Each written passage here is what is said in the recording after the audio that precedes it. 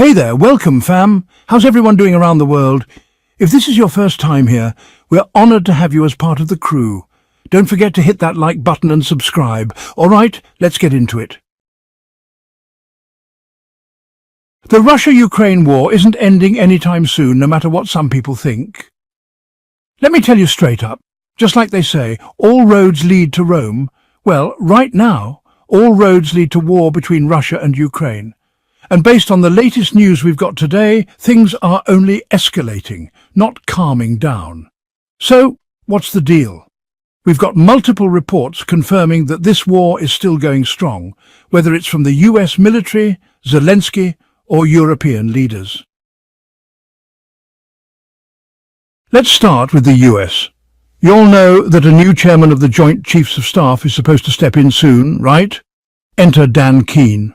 This guy was a retired officer from the US Air Force and served as Deputy Director of Military Affairs in US Intelligence from 2011 to 2024. Now, he wasn't exactly a top boss in intelligence, but he played a key role and was involved in the Iraq War. Recently, Keane sat down with US senators in Congress. Why? Because before anyone gets appointed to a position like this, especially Secretary of Defense, the senators have to sign off on it. They wanted to hear his thoughts on the Russia-Ukraine war. Their main question, should we keep supporting Ukraine? Absolutely. We need to back Ukraine. If Ukraine is strong at the negotiating table, Russia won't be able to dictate all the terms. Plus, let's not forget, Russia invaded Ukraine, so Ukraine has every right to defend itself. Now, what Keane is saying is completely different from Trump's stance. Remember when Trump said he could end this war in 24 hours, cash money? Yeah, well, here we are, still sitting around watching things unfold. Keane also dropped a serious bombshell when he told the senators. By the way, Russia has pretty much depleted its stockpile of conventional weapons. Which means what? That they might start looking at using non-conventional weapons, aka tactical nukes. So bottom line, Keane is stepping in to arm Ukraine. If he's pushing for military support, does that mean this war is ending anytime soon? Nah, doesn't look like it. What's going down in Europe? Over in Europe, Macron has been leading the charge, rallying countries that want to support Ukraine. More than 30 nations are backing this effort, with France, the UK, Canada and Australia leading the pack. Some countries are hesitant, but the main players are all in. And check this out.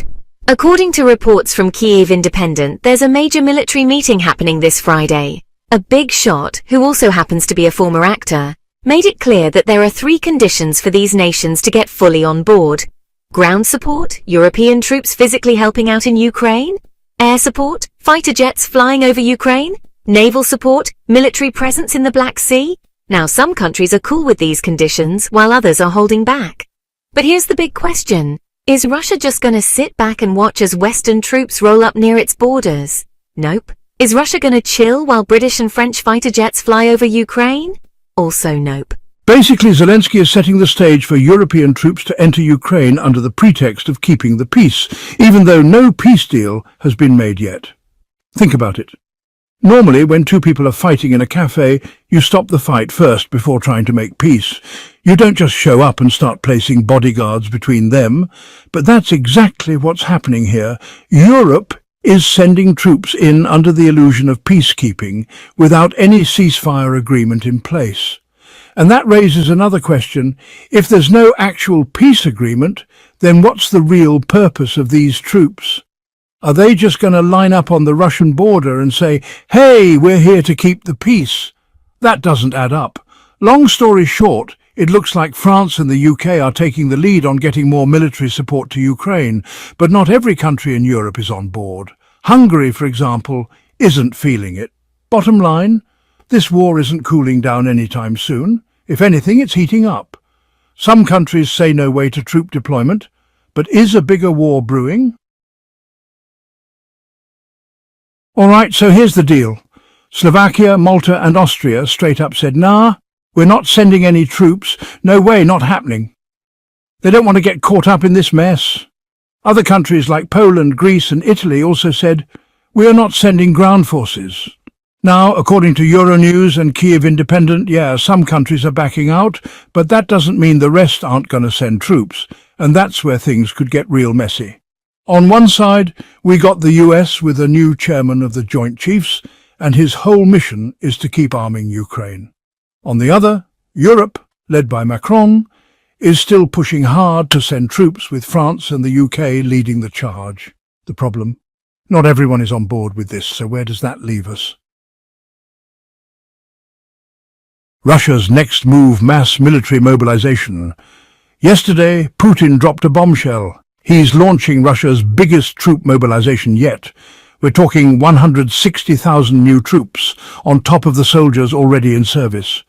Reports say he's aiming for a total Russian army of around 1.5 million troops. Now, some people might think, oh, but certain countries said they're staying out of the fight. Yeah, okay. But let's be real. Russia isn't buying it. According to France 24, Russia has actually slowed down its territorial expansion. Over the last 4 months, they only took over about 4,770 square kilometers, with their peak happening in November. By March, that number dropped to just 150 square kilometers, and now in April, things are still moving slow. So, why is Russia holding back? One theory is that they've been focused on pushing Ukrainian forces out of Kursk, and France 24 even admits that Russia pretty much wiped out Ukraine's presence there. But I think there's another reason. The Russian army is exhausted. Is Russia planning for a bigger fight? With their forces stretched thin, Russia might be taking a step back, reinforcing its defences and, let's be real, probably planning for something bigger. They're not out of the game, they're just recalibrating. And here's something new. For the first time since the war started, Russia is actually sending an envoy to Washington for talks. This is huge. One of Putin's closest advisors, Kirill Dmitriev, is heading to the US for negotiations. Dmitriev is the CEO of Russia's sovereign wealth fund. Basically, he's a big deal in finance and diplomacy. Plus, dude went to Harvard, so, he knows how to talk his way through high-level meetings. The plan: Dmitriev is supposed to meet with Steve Koff, Trump's special envoy for the Russia-Ukraine war. Why? Because Trump is pissed that Putin hasn't moved toward a peace deal. So, this could be Putin's way of showing he's willing to negotiate, at least on the surface. Zelensky's political game and the bigger picture. Now, let's talk about Zelensky for a second. The guy's a former actor, right? Well, he's definitely playing this situation like a pro. He's been trying to get both Trump and Macron on his side, basically screaming, "Help me out here." But Trump called him out yesterday, saying Zelensky might backtrack on the metals deal, which would be a huge shift in Ukraine's stance. That right there? That's political maneuvering at its finest. At the end of the day, here's my take: a major war in Europe is not off the table. The US might sit back and watch instead of getting directly involved. This could turn into a battle between European forces and Russia, with America picking a side based on how things play out. So yeah, things are heating up and we're in for some serious surprises. Thanks for watching, y'all. Drop your thoughts in the comments and don't forget to like and subscribe. At X News, we keep it real and unbiased. Catch you in the next one.